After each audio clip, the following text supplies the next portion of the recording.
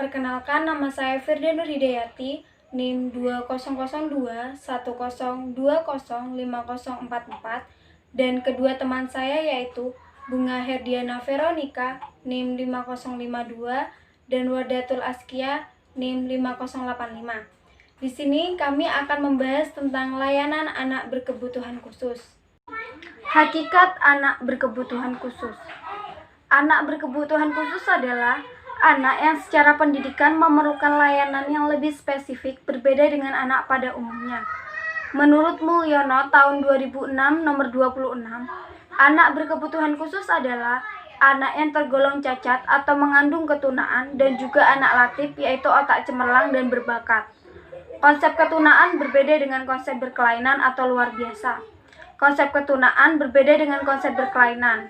Konsep ketunaan hanya berkenaan dengan kecacatan saja, sedangkan konsep berkelainan atau luar biasa mencakup anak-anak yang mengandung ketunaan maupun anak yang dikaruniai keunggulan lebih. Prinsip layanan anak berkebutuhan khusus yang harus diperhatikan oleh seorang pendidik terbagi menjadi dua, secara umum dan secara khusus. Secara umum yaitu yang pertama, pemberian layanan pendidikan kepada anak berkebutuhan khusus harus didasarkan pada pemberian kesempatan kepada seluruh anak yang berkebutuhan khusus dari berbagai tingkatan, ragam, dan jenis kecacatan yang ada. Kedua yaitu, sebelum pemberian layanan kepada anak berkebutuhan khusus, guru atau seorang pendidik harus dapat mengungkapkan atau memahami terlebih dahulu kemampuan fisik dan psikologis dari masing-masing anak. Ketiga yaitu, seorang pendidik dalam memberikan layanan harus mengacu pada program yang dinamis, yaitu sesuai perkembangan yang terjadi kepada anak didik.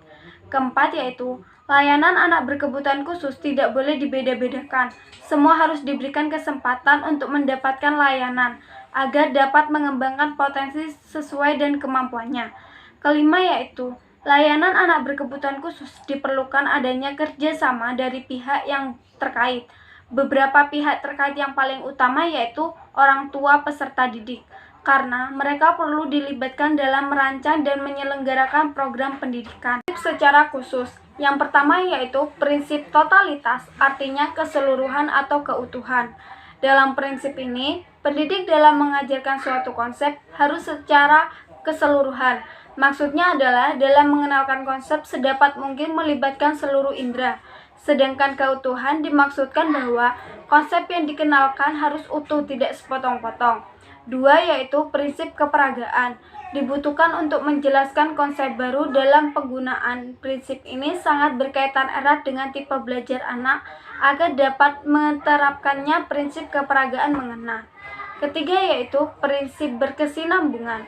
Dibutuhkan untuk anak tunanetra dalam mempelajari konsep. Oleh karena itu, pendidik dalam memberikan pelajaran untuk berkesinambungan antara mata pelajaran satu dengan yang lainnya. Keempat yaitu prinsip aktivitas. Diperlukan dalam belajar mengajar, yaitu anak memberikan respon terhadap stimulus yang diberikan oleh guru. Kategori anak yang membutuhkan perhatian khusus. Yang pertama yaitu anak tunanetra. Anak yang memiliki kekurangan secara indrawi, yakni indera penglihatannya. Tetapi meskipun indera penglihatannya bermasalah, inteligensi yang mereka miliki masih dalam taraf normal. Hal-hal yang berhubungan dengan mata diganti dengan indera lain sebagai kompensasinya. Jenis-jenis tunanetra menurut SMART. Yang pertama yaitu kurangnya penglihatan. Di suatu kondisi, penglihatan yang apabila terjadi sesuatu, maka harus didekatkan atau mata harus dijauhkan dari objek yang akan dilihatnya, atau memiliki pandangan kabur ketika melihatnya, sehingga diperlukan menggunakan kacamata atau kotak lensa. Dua yaitu buta total, adalah kondisi penglihatan yang tidak dapat melihat, yang hanya melihat sinar atau cahaya saja. Prinsip-prinsip pembelajaran pada anak tunanetra, yaitu yang pertama, prinsip individual, yakni suatu kondisi di mana guru harus memperhatikan setiap perbedaan yang dimiliki oleh peserta didik, seperti perbedaan umum, yaitu mental, fisik, kesehatan, dan tingkat ketunaan masing-masing siswa. Kedua yaitu prinsip pengalaman penginderaan, di mana siswa membutuhkan pengalaman nyata dari apa yang mereka pelajari. Ketiga yaitu prinsip totalitas. Maksudnya yaitu pembelajaran yang diterapkan oleh siswa hendaknya menggunakan seluruh fungsi indera yang masih berfungsi. Media pembelajaran yang digunakan oleh anak tunanetra yaitu yang pertama, huruf Braille. Digunakan untuk membaca dan menulis huruf Braille merupakan kumpulan titik-titik tumpul yang disusun untuk menggantikan huruf biasa. Kedua yaitu kamera touch size, menampilkan gambar 3 dimensi dengan gambar tumpul di bagian permukaannya. Ketiga yaitu mesin baca Craigwheel, dapat membaca suatu buku dengan mesin ini. Mesin ini membuat buku dari awal sampai akhir atau mengulang kata, kalimat, paragraf dengan terus-menerus.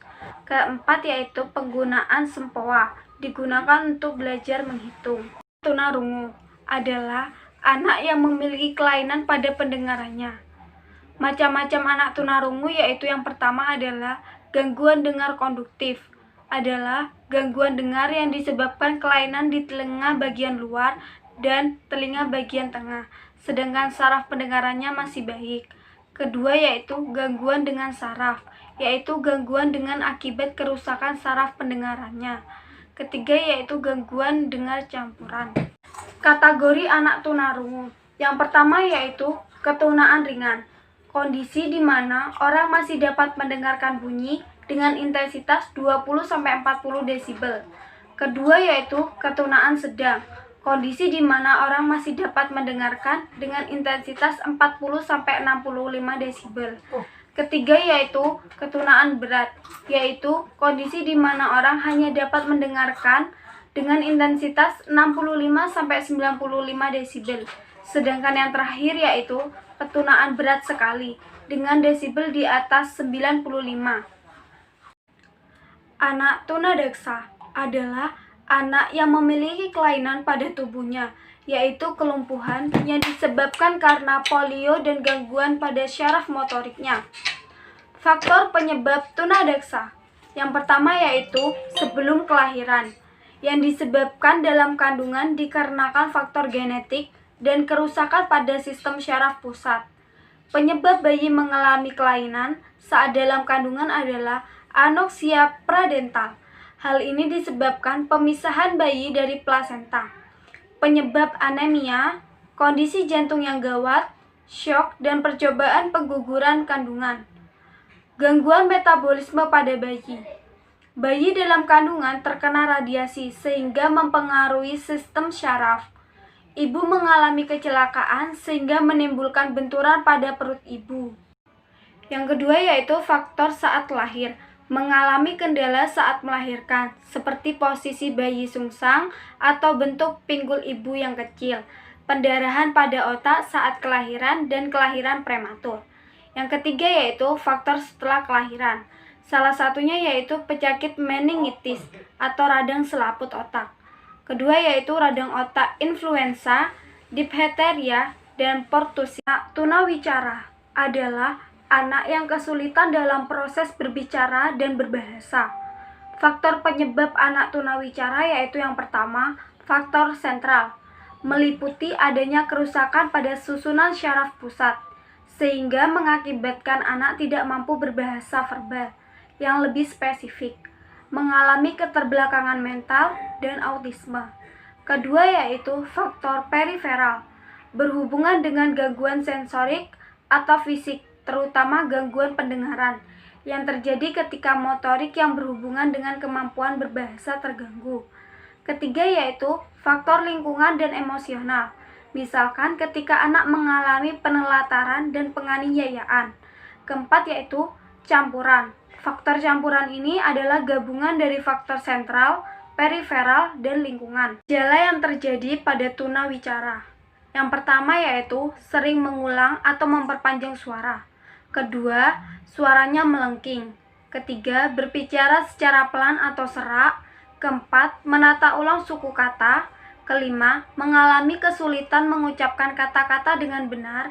Keenam yaitu tampak berusaha keras untuk mengucapkan kata. Kelainan sosial adalah anak yang mengalami gangguan pada tingkat emosionalnya.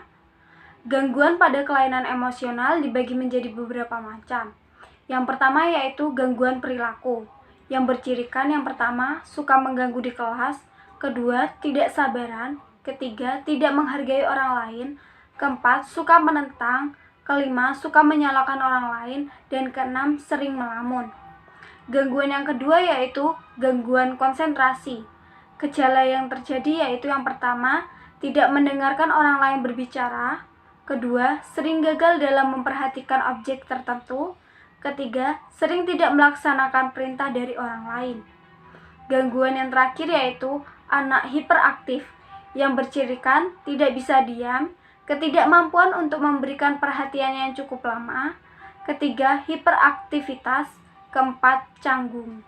Anak tunagrahita adalah anak yang memiliki dan mengalami hambatan serta keterbelakangan mental yang jauh dari kata-kata, yaitu IQ berada di bawah 70.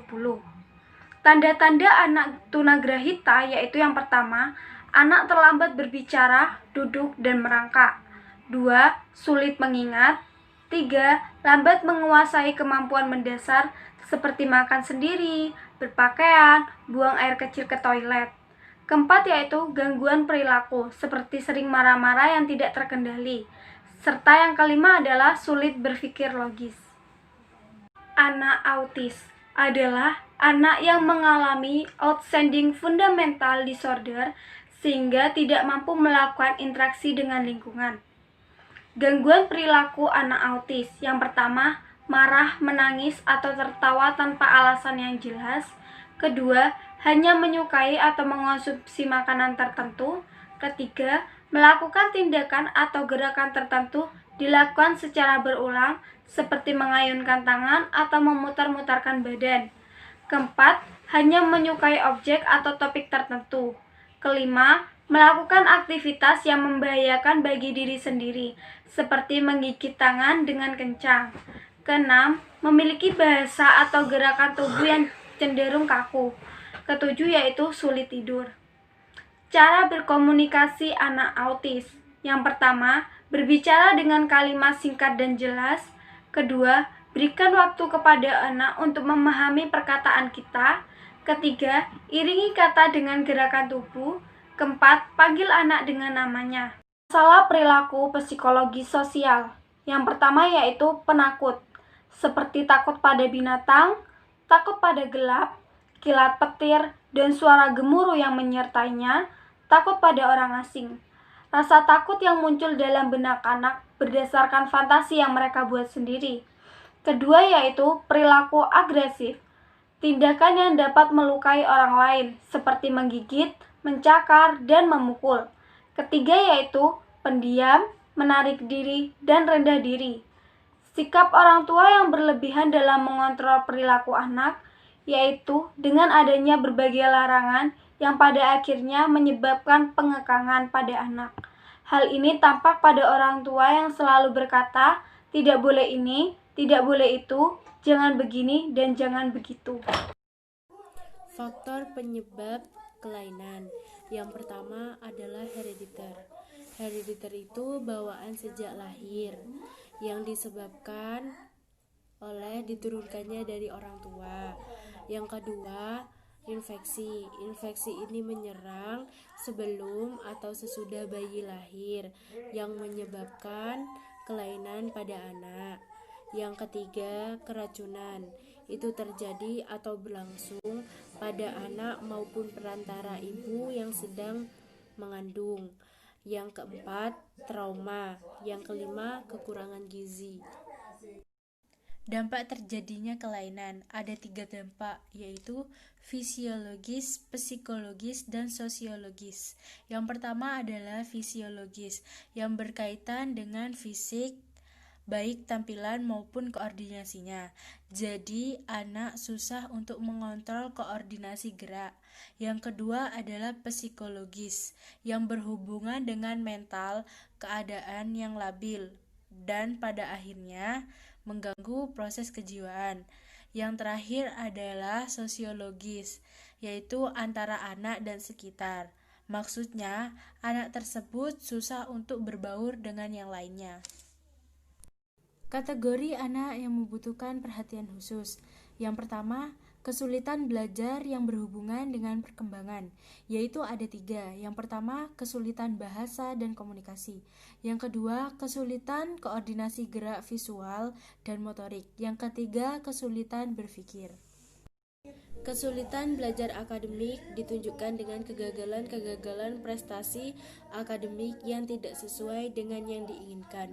Contohnya, kegagalan dalam bidang keterampilan, yaitu menulis, membaca, dan menghitung. Pendidikan inklusi di Indonesia. Pendidikan inklusi adalah implementasi pada tuntutan internasional yang sudah tertera di dalam dokumen Declaration of Human Rights 1948, Convention of the Rights of Child 1987, Lifelong Education for All Bangkok 1995, The Salamanca Statement of Inclusive Education 1994, The Dakar Statement 2000, serta Undang-Undang Nomor 20 Tahun 2003 tentang Sistem Pendidikan Nasional. Assalamualaikum warahmatullahi wabarakatuh. Perkenalkan, nama saya Wardatul Azkiyah, NIM 200210205085.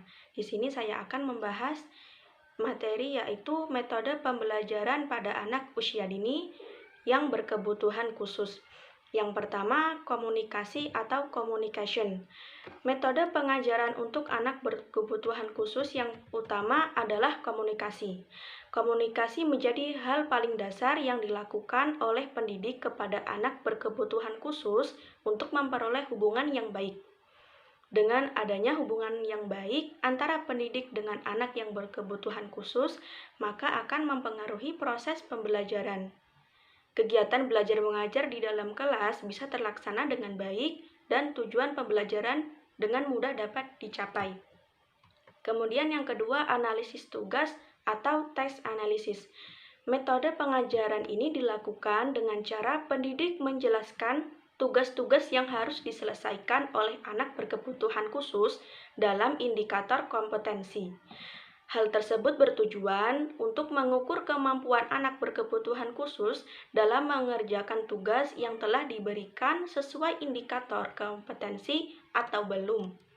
Kemudian yang ketiga, instruksi langsung atau direct instruction. Metode pengajaran ini bertujuan untuk menunjang belajar anak berkebutuhan khusus demi memberi pengembangan dan kemampuan kognitif, afektif, maupun psikomotoriknya. Metode ini dapat dilakukan oleh pendidik secara bertahap dan struktur dalam bentuk instruksi. Metode ini berpusat pada guru atau teacher-centered, tapi peserta didik tetap berperan aktif dalam proses pembelajaran baik dari segi fisik maupun mental. Kemudian yang keempat, metode PROMS. Metode ini dilakukan pendidik untuk memberikan bantuan kepada anak yang berkebutuhan khusus berupa informasi penjelas ataupun tambahan guna menghasilkan respon yang benar dan tepat. Macam-macam metode PROMS yaitu yang pertama, verbal PROMS. Metode ini digunakan untuk membantu siswa dengan cara pemberian instruksi tambahan berupa informasi verbal. Informasi verbal yang dimaksud yaitu informasi yang disampaikan secara lisan ataupun dalam bentuk kata-kata. Contoh, Andi merupakan salah satu anak berkebutuhan khusus. Andi belajar memakai dasi. Instruksi yang diberikan yaitu, pakailah dasimu Andi. Verbal prompts-nya yaitu, kalungkan dasi pada leher terlebih dahulu. Kemudian yang kedua, gestural prompts. Metode ini bertujuan untuk pemberian bantuan oleh pendidik kepada anak berkebutuhan khusus yang berupa informasi penjelas yang disampaikan melalui gerak atau gestur anggota tubuh. Kemudian yang ketiga ada modeling. Metode ini dilakukan untuk memberikan informasi kepada peserta didik mengenai cara menyelesaikan tugasnya dengan cara mempraktikkan. Modeling ini akan dilakukan jika verbal prompts dianggap tidak berhasil. Kemudian yang keempat, ada physical prompts. Metode ini digunakan jika metode prompts di atas tadi dianggap tidak berhasil. Physical prompts merupakan metode untuk membantu anak dalam melaksanakan tugasnya dengan memberikan kontak fisik. Kemudian yang kelima, peer tutorial. Metode ini dilakukan secara berpasangan yang terdiri dari dua anak dengan tingkatan berbeda. Contoh, anak A berpasangan dengan anak B yang memiliki tingkat kepintaran lebih baik dibandingkan anak A. Hal ini dimaksudkan agar anak B bisa mengajari anak A yang kepintarannya kurang. Peer tutorial biasanya dipakai dalam kelas reguler yang terdiri dari anak normal dengan anak yang berkebutuhan khusus. Adanya metode ini bertujuan untuk meningkatkan rasa kepedulian antar sesama. Kemudian yang kelima, metodenya yaitu pembelajaran kooperatif atau cooperative learning. Metode yang terakhir ini dilakukan dengan cara berkelompok untuk menyelesaikan tugas atau permasalahan yang diberikan. Sehingga dengan adanya pembelajaran kooperatif, setiap peserta didik dapat berbaur dengan temannya yang memiliki kemampuan berbeda agar saling bekerja sama. Kemudian materi selanjutnya yaitu pentingnya pendidikan inklusif yang ada di Indonesia. Pendidikan inklusif sendiri merupakan sistem penyelenggaraan pendidikan yang memberikan kesempatan kepada semua peserta didik yang memiliki kelainan dan memiliki potensi kecerdasan ataupun bakat istimewa untuk mengikuti pendidikan atau pembelajaran dalam satu lingkungan pendidikan secara bersama-sama dengan peserta didik pada umumnya. Pada Undang-Undang Dasar 1945 di pasal 32 ayat 1 yang menegaskan bahwa setiap warga berhak mendapatkan pendidikan.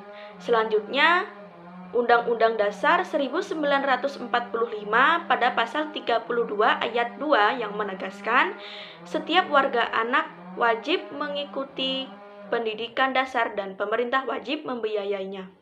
Kemudian di Undang-Undang Nomor 20 Tahun 2003 tentang Sistem Pendidikan Nasional pada pasal 5 ayat 1 yang menegaskan setiap warga negara mempunyai hak yang sama untuk memperoleh pendidikan yang bermutu.